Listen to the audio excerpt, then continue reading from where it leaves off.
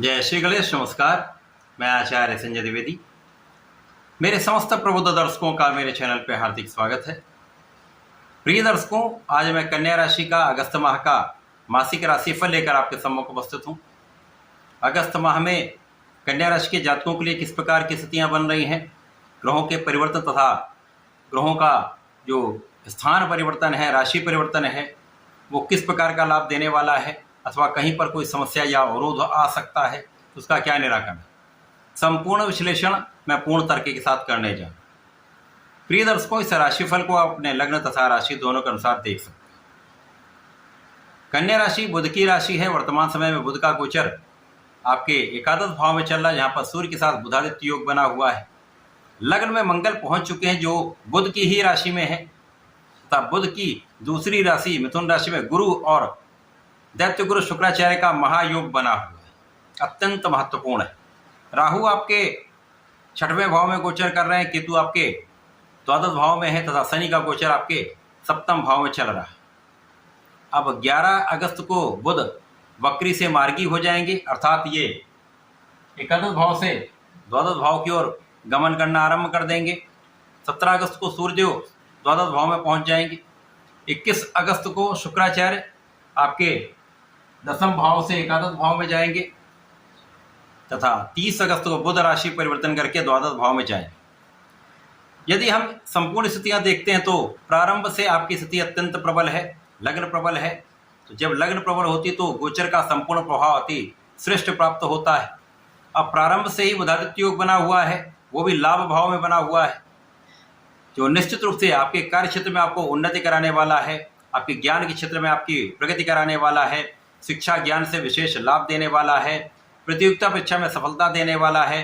यदि आप शासन प्रशासन की तैयारी कर रहे हैं, राजनीति में जाना चाह रहे हैं तो अच्छा समय है, अथवा प्रशासनिक सेवाओं में जाना चाहते हैं या सरकारी नौकरी के लिए प्रयास कर रहे हैं तो अच्छा अवसर है। जो ग्रहों की स्थितियाँ अत्यंत श्रेष्ठ हैं जो आपको लाभ देने वाली।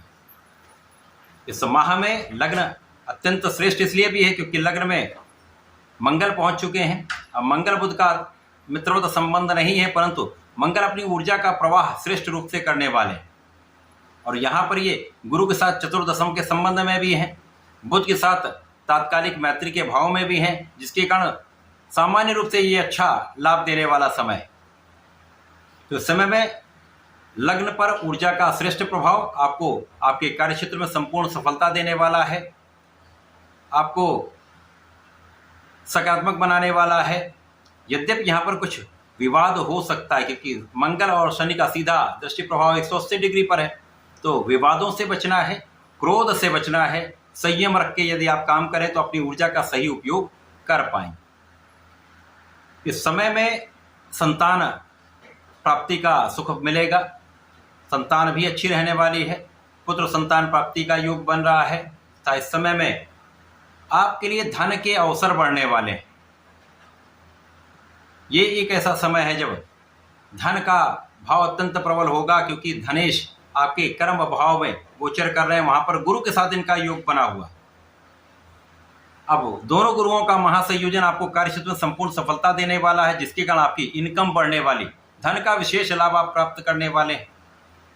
अब जब धन आता है तो आप अपने सुखों को बढ़ाते हैं, तो सुख, ऐश्वर्य, वैभव, धन संपदा में वृद्धि हो रही, भूमि भवन वाहन का आपको लाभ प्राप्त होना है, यहाँ पर कोई संदेह नहीं।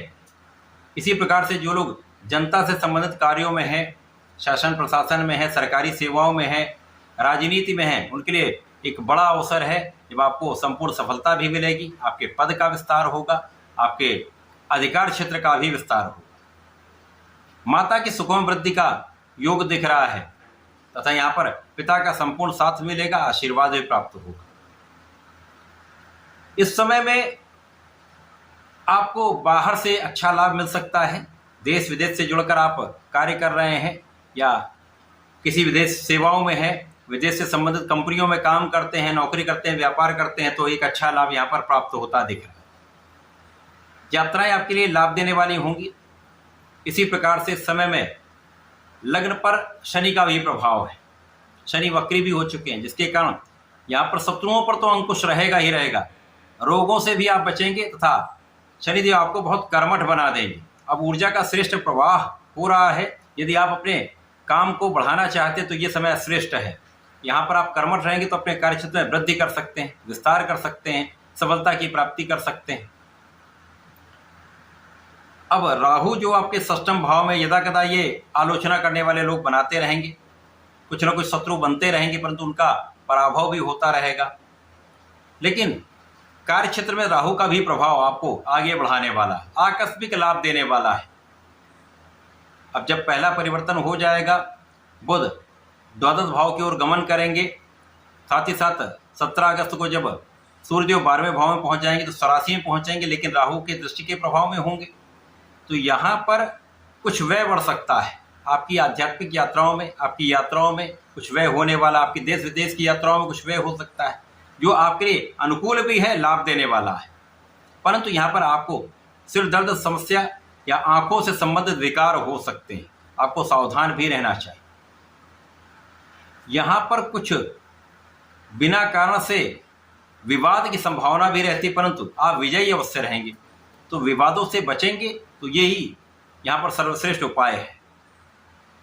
अब जब शुक्राचार्य का राशि परिवर्तन आपके लिए 10वें भाव से आपके एकादश भाव में होगा, तो यहाँ पर शुक्राचार्य धन भाव के स्वामी लाभ भाव में पहुंच जाएंगे और शुक्राचार्य आपके भाग्येश भी हैं।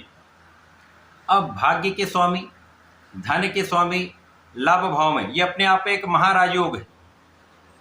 ज्योतिष के अनुसार जब ऐसी स्थितियां बन जाती हैं तो यहाँ पर विशेष रूप से आपको अत्यंत धन लाभ प्राप्त होता है, क्योंकि यहाँ पर लग्न के स्वामी भी विराजमान है, तो यहाँ पर लक्ष्मी योग बन जाएगा।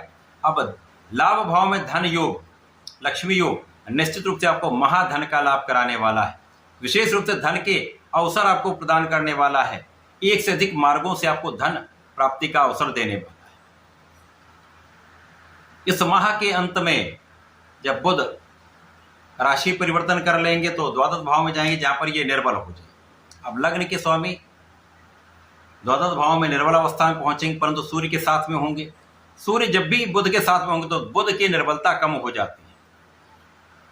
तो यहाँ पर कुछ क्षणिक समस्याएं हो सकती हैं, कुछ मौसम के रोग हो सकते हैं, कुछ एलर्जी हो सकती है, चर्म रोग से संबंधित कुछ समस्याएं हो सकती हैं, जहाँ आपको ध्यान देने की आवश्यकता होगी।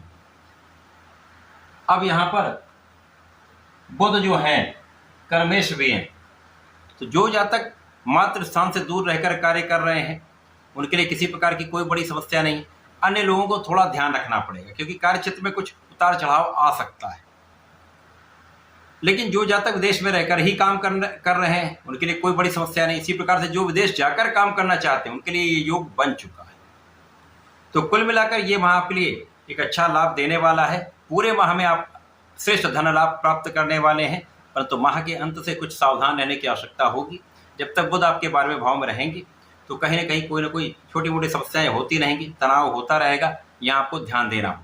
तो आपको गणपति जी की आराधना करनी है, गणपति स्तोत्रम का पाठ करिए, ओम गंगणपतये नमः का नित्य 1 माला का जप अवश्य सुबह संध्या के समय करते रहें, समस्याएं कम हो जाएंगी। तथा यदि आप इस समय में हनुमानाष्टक का पाठ करते रहते हैं, नित्य 1 बार पाठ करें, श्रेष्ठ लाभ आपको प्राप्त होंगे, समस्याएं कम हो जाए। तो ऐसा करके इसका लाभ लें। धन्यवाद, नमस्कार।